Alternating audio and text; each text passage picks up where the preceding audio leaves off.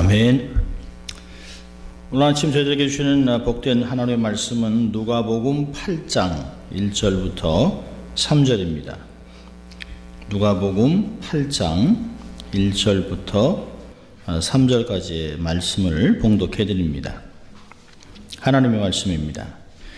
이후에 예수께서 각 성과 촌에 두루 다니시며 하나님의 나라를 반포하시며 그 복음을 전하실새 12 제자가 함께하였고 또한 악귀를 쫓아내심과 병고침을 받은 어떤 여자들 곧 7 귀신이 나간 자 막달라인이라 하는 마리아와 또 헤롯의 청지기 구사의 아내 요한나의 또 수산나와 다른 여러 여자가 함께하여 자기들의 소유로 저희를 섬기더라. 아멘. 하나님의 말씀입니다. Good morning. 네, 좋은 아침입니다. 벌써 11월 두째 주입니다. 우리 한번 또 양손을 가슴에 얹고 두 번 합니다. 나는 하나님의 특별한 사랑을 받은 사람입니다. 두 번 확신을 가지고 합니다. 나는 하나님의 특별한 사랑을 받은 사람입니다. 나는 하나님의 특별한 사랑을 받은 사람입니다. 믿습니까, 여러분? 네, 우리는 그런 사람입니다. 환경과는 상관없이 우리가 어떤 사람인지를 잘 알고 사는 게 중요하죠. 또 우리 한번 같이 우리 삶의 모토를 한번 외쳐볼까요? 하나님을 기쁘시게, 사람을 행복하게. 네, 그렇습니다. 오늘은 예수를 만난 사람 19번째입니다. 막달라 마리아. 오늘은 좀 성경 퀴즈로 설교를 시작하려고 합니다. 여러분의 성경 실력들을 한번 좀 보려고 합니다. 성경 인물에 대한 건데요, 한국말로만 가능한 넌센스 퀴즈입니다.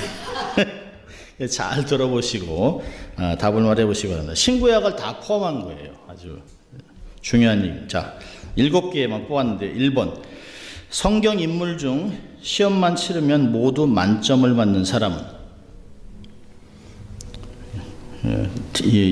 팁은 모세와 온누이사입니다. 미리암. 미리 다 알기 때문에 시험을 보면 다 1등을 합니다. 자, 두 번째는요. 성경 인물 중 늘 자신을 봐주기를 원하는 사람은? 예수님을 대신해서 추록한 사람입니다.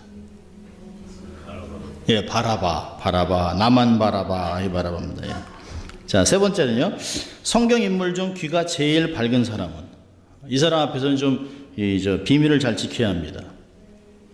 삼손과 연결되어 있는데요. 들릴라. 조심해야 됩니다. 자, 성경 인물 중 장사를 제일 잘하는 사람은? 아브라함의 부인이죠. 사라.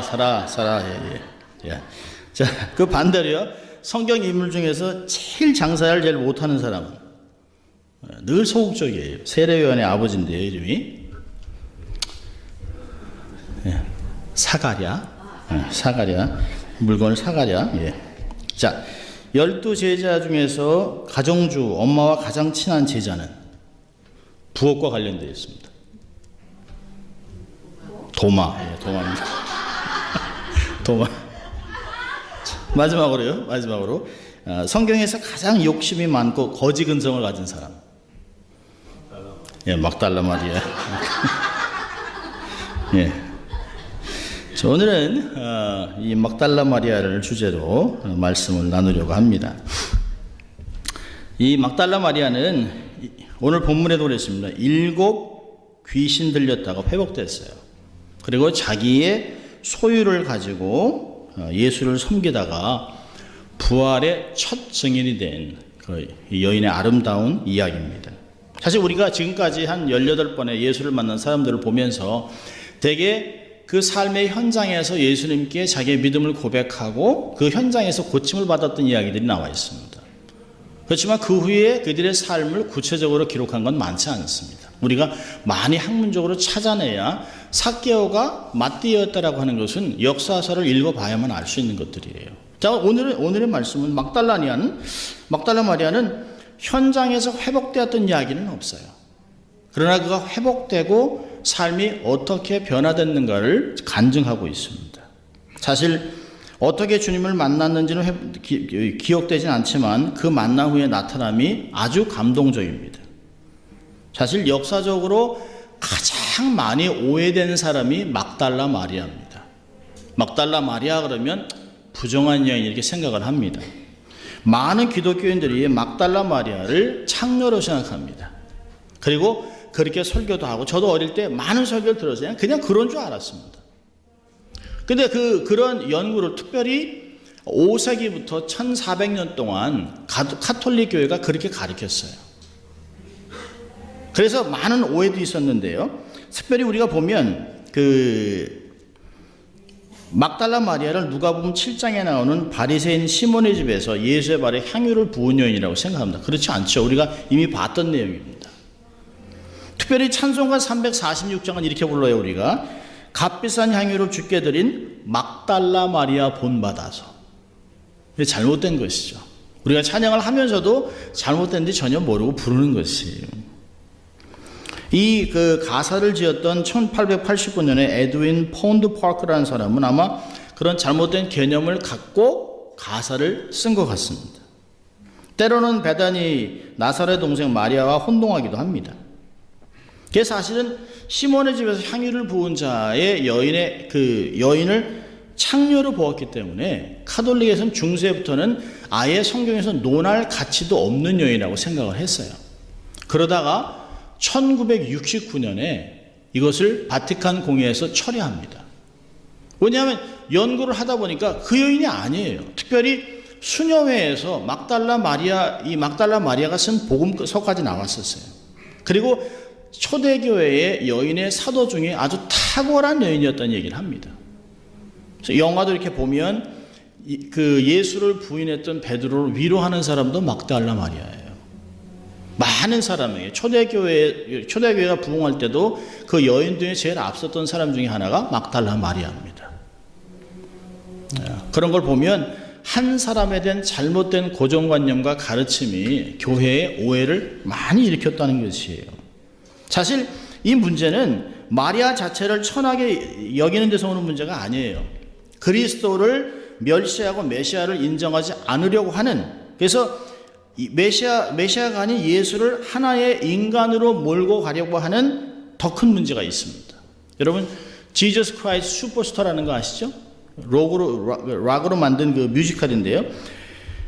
마리아가 이렇게 노래해요. 그는 한 남자, 그저 한 남자일 뿐 나는 이전에 수많은 남자들을 가져봤지.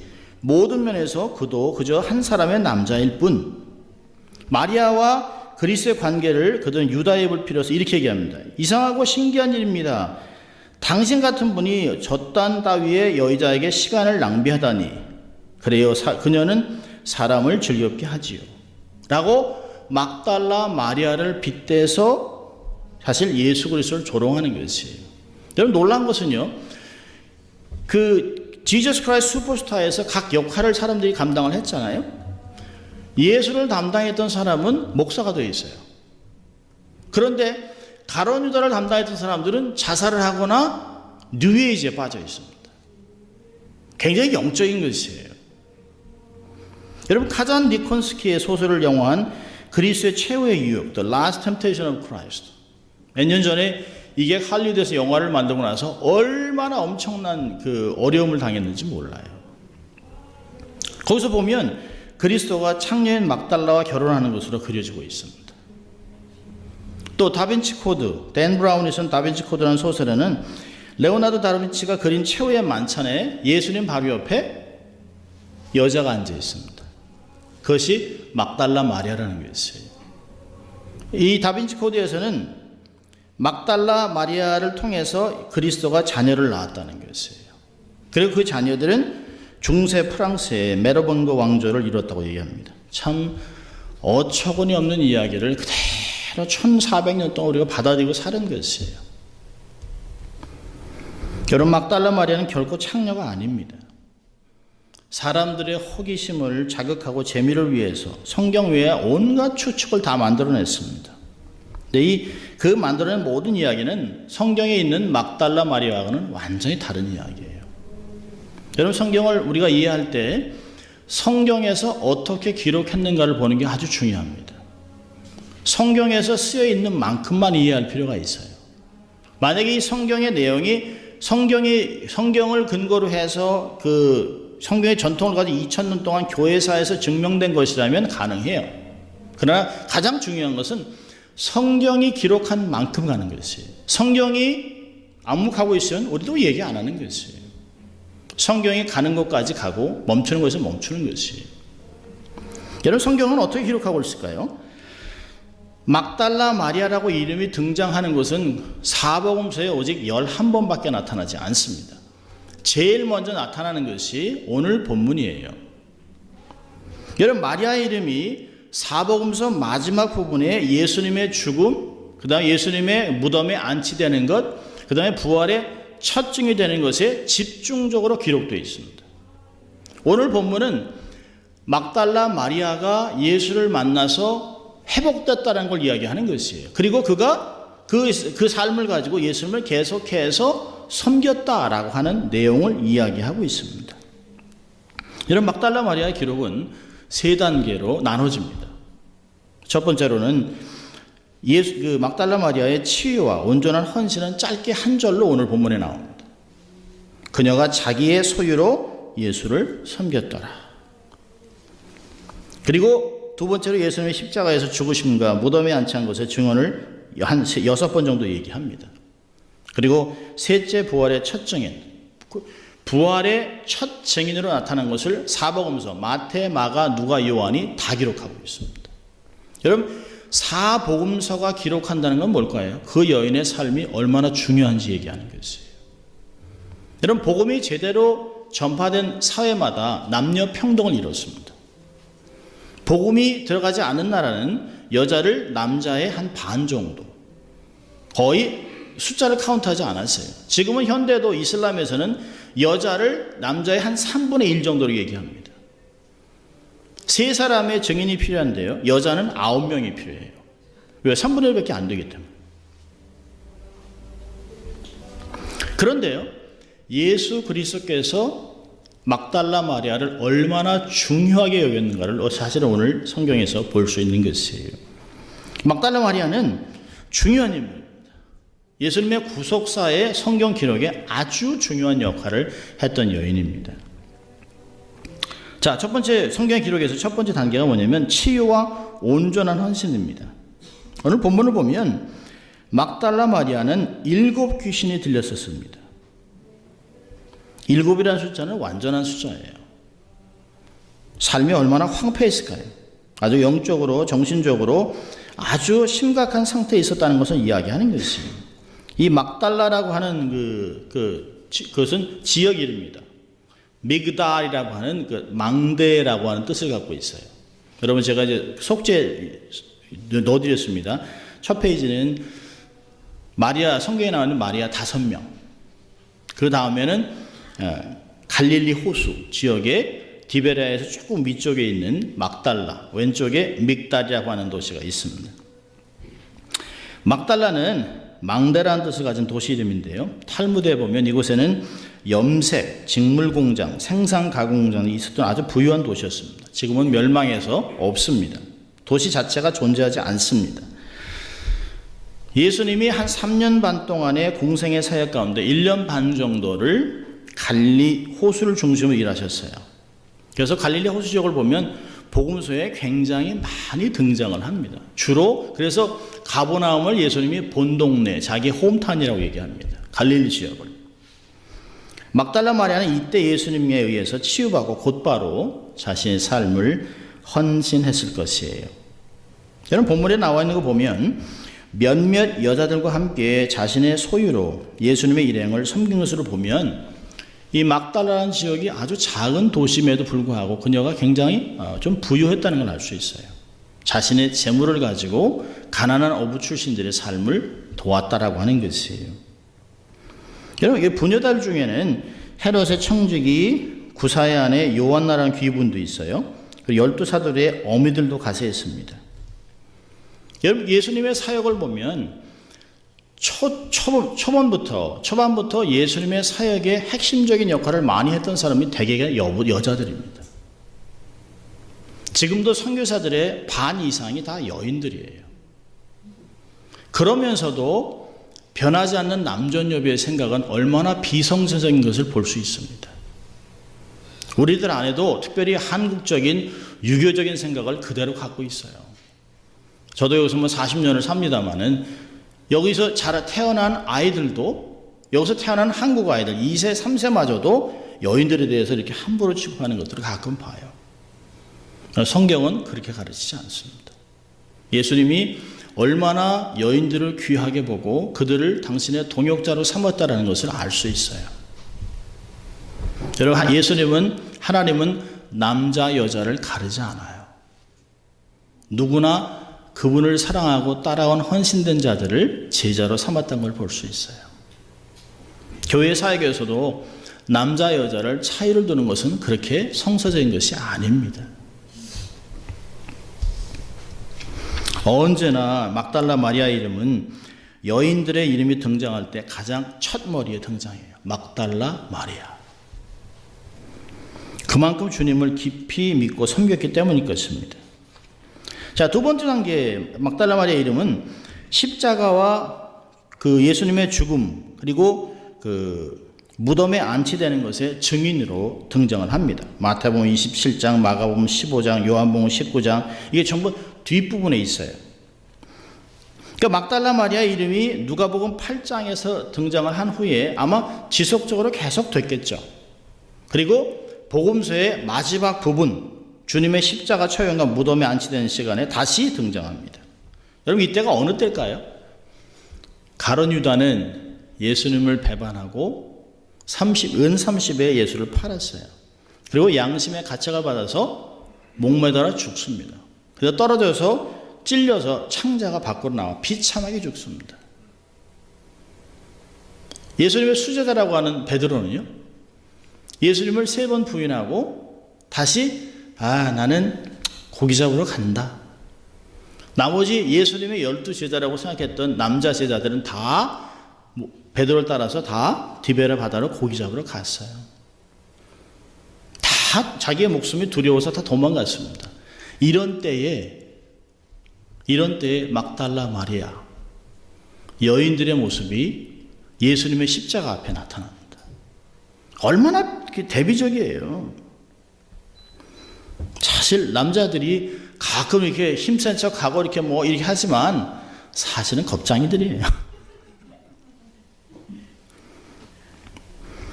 막달라 마리아는 주님이 십자가에 달렸을 때 다른 여인들과 함께 먼 발치에서 지켜봤어요. 그러면 주님이 목숨이 다하는 그 순간을 보면서 증인으로 삶을 살다가 주님의 어머니 마리아는 요한이 부축해서 가요. 그런데 아마 성경은 기록하지 않지만 아마 막달라 마리아는 아직 그곳을 떠나지 않은 것으로 보입니다. 주님이 돌아가신 시간 오후 3시부터 안식일의 시간인 오후 6시까지 3시간 정도밖에 안 됐어요. 그래서 주님이 돌아가신 후에 니고데모, 아리마대 요셉, 막달라 마리아, 요셉 어머니 마리아 등 소수의 사람들에 급하게 장례가 치러집니다. 원래 유대인의 장례법에는 시체를 향유로 씻어요. 그리고 향유로 씻은 후에 세마포로 덮습니다. 그리고 시체 냄새가 나지 않도록 향료를 뿌려요.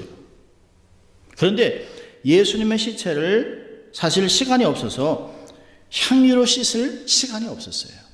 그래서 그냥 시체 위에 향품 가루를 뿌린 후에 바로 그냥 세마포로 쌌습니다. 그리고 안식일이 지나면 정식으로 장례를 치르기 위해서 아마 빨리 돌아갔을 것이에요. 자, 그런데 막달라 마리아는 주님의 시신을 무덤에 안치한 후에도 그것을 떠나지 못합니다. 자기가 귀신 들려 그렇게 고통스러운 저주의 삶을 살아갈 때 자기를 인간답게 회복해준 그 사람, 주님, 랍비, 자기가 주라고 불렀던 그분의 시신을 떠날 수 없는 것이에요. 아마 자기를 이렇게 정말 사람답게 살 수 있게 해준 그분이 억울하게 죽어서 묻힌 무덤에서 아마 억장이 무너졌을 것이에요. 그렇지만 안식이 다가오고 날이 저무니까 그 시신을 뒤로 하고 그녀는 돌아갑니다. 쉬기 위해서. 그렇지만 마음은 쉬지 못하죠. 그녀의 발걸음은 천근만근이었을 것이에요. 그리고 세 번째, 막달라 마리아의 등장이 부활하신 예수님을 처음으로 만나는 첫 증인이 됩니다. 마태, 마가, 누가, 요한이 동시에 다 기록을 합니다. 여러분, 안식일이었던 그날 밤과 다음 날은 예루살렘에서 쉬고 이튿날 밤이 밝기를 기다리다 못해 이른 새벽 잘 보이지도 않는 사람의 얼굴도 분간할 수 없는 그때 일찌감치 집을 나왔어요.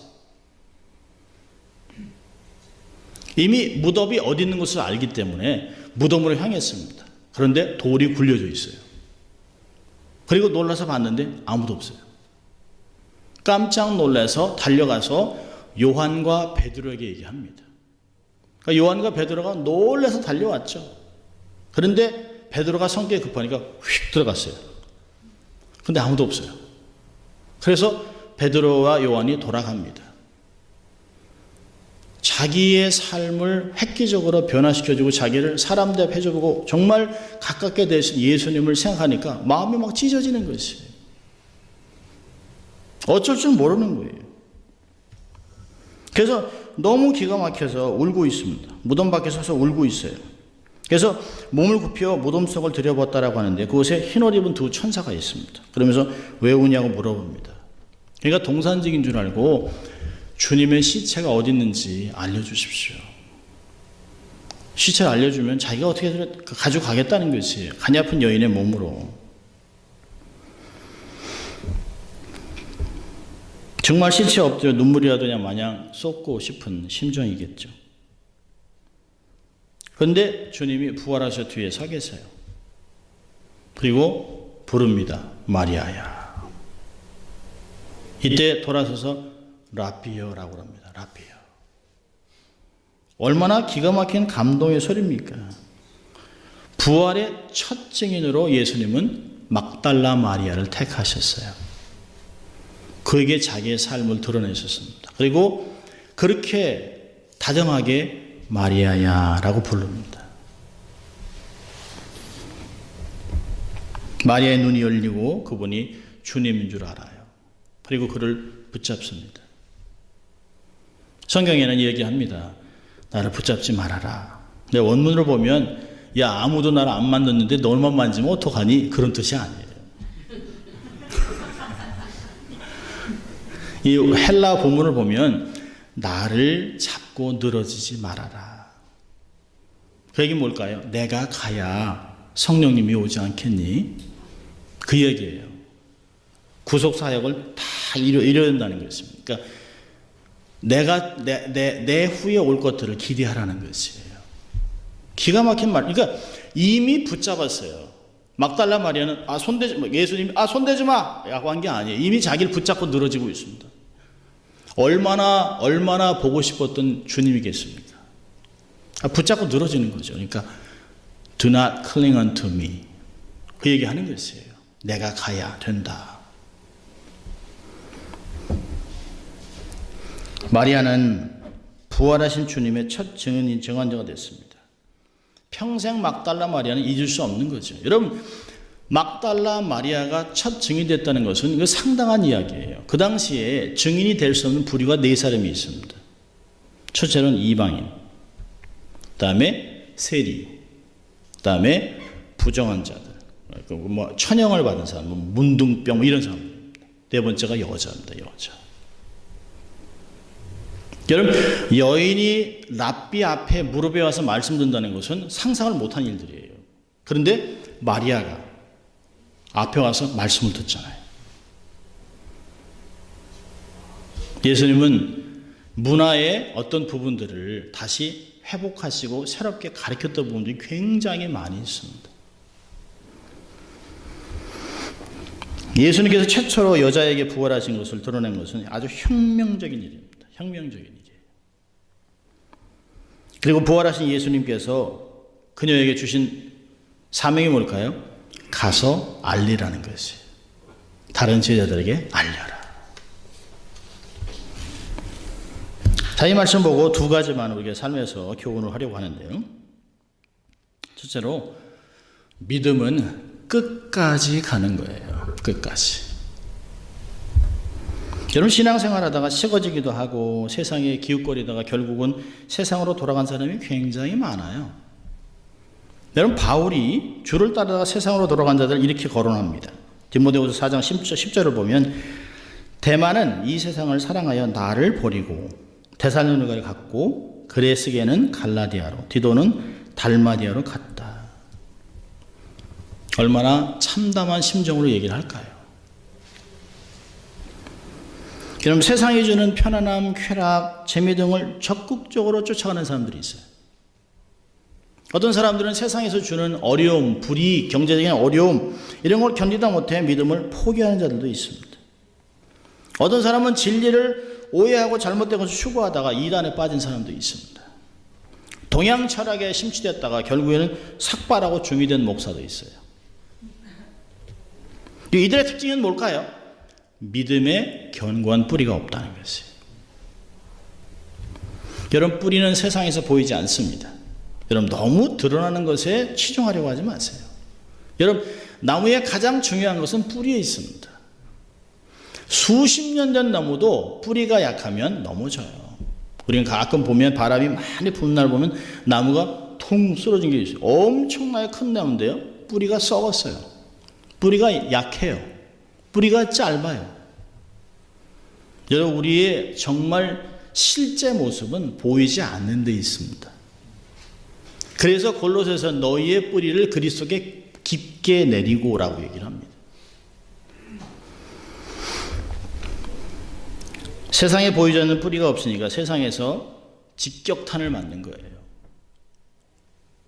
믿음이 있다? 삶에서 드러내라는 것이에요. 보자는 것이에요.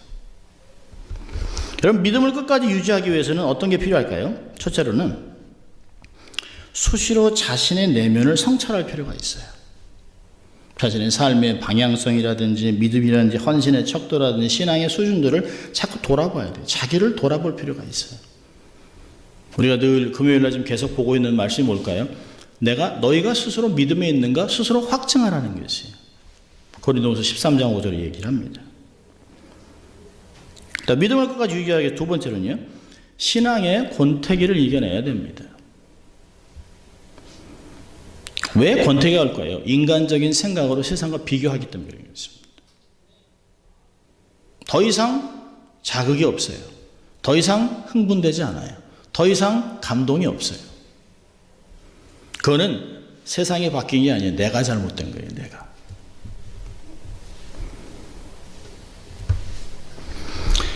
세 번째로는요, 신앙의 중심을 잘 잡아야 됩니다. 말씀, 기도, 예배를 게을리하면 안 돼요. 마지막으로 믿음을 잘 끝까지 지키기 위해서는 마음을 지켜야 합니다.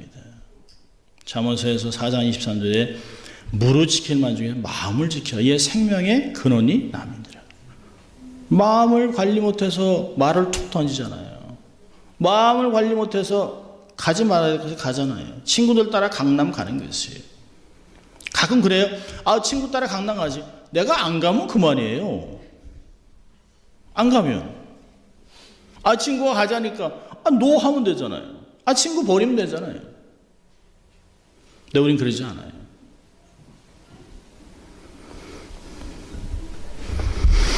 첫사랑을 기억하고 마음에 새기고 있어야 합니다. 믿음의 정상적인 성장을 이루셔야 돼요. 기억하세요. 믿음이 이기는 거예요. 믿음이. 자, 두 번째 교훈은요, 은혜를 보답하며 사는 것이에요. 여러분, 자신이 어떻게 은혜를 받고 변화가 됐는지 마음에 새기고 늘 감사해야 돼요. 주님의 은혜를 어떻게 보답할까 삶에서 진지하게 고민해야 합니다. 주님의 은혜가 공짜일까요? It's not free grace. It's not free. 우리가 누리고 있는 이 자유는 공짜가 아니에요. 누군가가 피를 흘린 것이에요. Freedom is not free. 우리가 너무 예수님의 은혜를 그냥 받아들여요. 그분의 죽으심, 고난, 십자가의 사건은 기억하지 않습니다. 주님이 어떻게 내게 은혜를 베푸셨는가를 생각하고 감사한다면 하나님이 내게 삶을 살아가도록 주신 은사, 재물, 시간 모든 걸 동원해서 구체적으로 복음사에게 매진하라는 것이에요. 선비라는 것이에요. 사용하라는 것이에요. 여러분, 예수님의 남자 제자들과 막달라 마리아의 차이는 뭘까요? 남자 제자들은 주님을 추종했습니다. 막달라 마리아는 사랑했습니다. 여러분, 사랑하지 않고도 내 이익을 위해서 주를 쫓을 수 있어요. 그래서 길에서 자기들이 싸우잖아요. 누가 먼저냐는 거예요. 주님의 오른쪽 왼쪽에 세워달라는 것이에요. 예수를 이용해 먹을 수 있다는 거예요.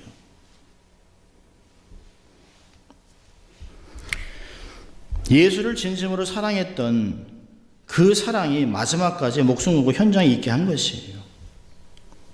막달라 마리아가 평생 고백했던 말이 뭘까요? 주님 살아나셨다. 그거 아니겠어요? 내가 봤다는 거예요. 주님 살아나셨다는 거예요. 여러분, 막달라 마리아는 주님의 돌아가심과 무덤에 묻히심과 모든 것을 다 봤어요. 죽었어요. 근데 그분이 제일 처음 자기를 택하셔서 주님이 살아나는 걸 드러내셨어요. 여러분, 예수님의 어떤 거짓이 있어도요, 어떤 루머가 있어도 막달라 마리아는 흔들리지 않아요. 왜요? 내가 봤어요. 주님 살아나셨어요. 그분이 내게 모든 사람에 가서 말하라고 얘기하셨어요. 내가 첫 증인입니다 라고 하는 말 하지 않겠어요? 그리고 그분이 자기의 이름을 제일 먼저 불러주셨어요. 야 베드로 없니? 베드로? 요한 안 왔어? 이러지 않으셨어요. 마리아야 하셨단 말이죠. 얼마나 아마 마음이 울컥했을 것 같아요. 울컥했을 것 같아요. 그녀의 신앙을 지탱하게 했던 것, 마리아를 불러준 그 이름에 있습니다.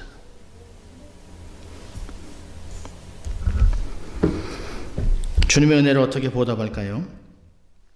첫째로는 은혜를 기억하세요. 기억하세요. 우리는 영적인 건망증이 많습니다. 세상은 얘기합니다. 은혜는 물에 새기고 원수는 돌에 새겨요. 그리고 내가 잘해준 것만 생각합니다. 근데 주님이 내게 잘해준 건 별로 생각이 안 나요. 바울이 그랬습니다. 나의 나된 것은 그리스도의 하나님의 은혜라. 고린도서 15장 10절은 이야기합니다. 너희가 갖고 있는 중에 하나님께 받지 않은 것이 어디 있냐 말해보라. 어찌하여 받은 것 같지 않게 행동하느냐. 고린도서 4장 10절 얘기합니다. 7절 얘기합니다. 은혜를 기억한다면 두 번째로 감사하며 사세요. 감사하며. 나 같은 인간이 얼마나 감사해요. 얼마나 감사해요. 저는 박보검이라는 그 배우를 좋아하는 건 늘 감사하다 이렇게 얘기해요. 감사하다. 그 안에 하나님에 대한 은혜가 감사가 있잖아요. 자기가 옛날에 몸이 아팠다가 회복된 그 감사도 있잖아요. 나 같은 사람이 어떻게 배우가 되고 어떻게 해요? 뭐 잘생겼어요. 잘생겼어요. 진짜 잘생겼어요. 진짜. 남자가 봐도 그냥 조각미남이에요. 잘생겼어요. 근데 그 입에서 나오는 게 감사하라. 감사하다. 그러니까 웃을 수 있는 거예요. 얼마나 나는 감사하고 사는가.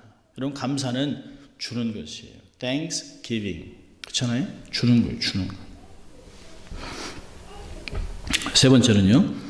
주의 뜻을 헤아리며 살면서 실천해야 돼요. 주님의 뜻이 그렇다면 내가 은혜를 기억하고 감사한다면 그 뜻을 이루어드리며 살아야죠. 주님이 하신 말씀을 실천해야지. 마지막으로 복음에 헌신해야 됩니다.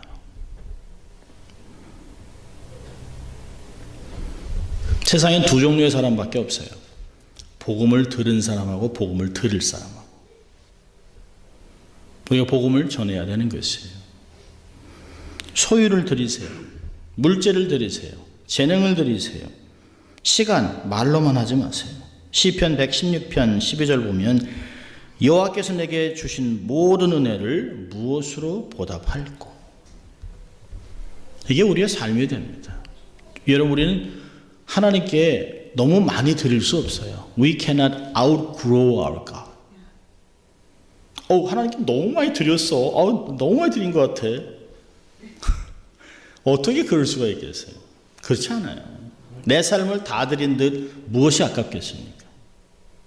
어떻게 그분의 은혜를 생각하겠어요? 우리가 자식들이 부모의 사랑을 1000분의 1, 10,000분의 1 갚겠어요? 안 돼요. 구체적으로 삶을 드리세요. 여러분, 주를 사랑하는 만큼 헌신하는 거예요. 사랑과 헌신은 정비례하는 것이에요. 여러분, 사랑은 계산하지 않습니다. 반올림해서 몇 점 5 이렇게 이러지 하지 않습니다. 사랑이 역경과 시련, 고난을 견디게 하는 것이에요. 끝까지 견디는 자가 구원을 얻습니다. 주님이 마지막에 얘기하셨어요. 내가 인자가 다시 올 때 믿음을 보겠느냐? 누가복음 18장 8절에 얘기했습니다. 끝까지 견디세요. 그리고서 주님께 여러분의 믿음을 보여드리세요. 주님, 제가 끝까지 견뎠습니다. 여러분, 삶의 생의 마지막 평가가 중요한 것이에요. 내가 어떻게 예수를 믿었는가? 그것도 중요해요. 그렇지만 어떻게 삶을 마쳤는가가 아주 중요한 것이에요. 예수 믿고 많은 사역하다 막판에 뒤집어지면 마지막에 곤두박질하고 인간으로 하지 말아야 될 짓들을 한다면 그건 아무 소용없는 거예요. 여러분, 잘 태어나는 것보다 더 중요한 건 잘 죽는 거예요. 다 죽을 거예요. 낙심하지 마세요. 다 죽어요. 다 죽어요. 근데 잘 죽어야 합니다. 잘 죽다. 주님께 더 큰 믿음을 보여드리세요. 주의 은혜를 평생 보답하다가 하나님께 할렐루야로 들림받는 여러분 되시길 주의 이름으로 축원합니다. 기도하겠습니다. 하나님 아버지, 감사합니다. 오늘 하나님 저희들을 말씀에 초청하시고 말씀으로 권면하고 우리를 격려해 주신 주님 감사합니다. 평생 복음에 합당한 삶을 살아가고 주를 영화롭게 하는 저희들 될 수 있도록 하나님 축복하여 주시옵소서. 감사하고 예수님 이름으로 기도합니다. 아멘.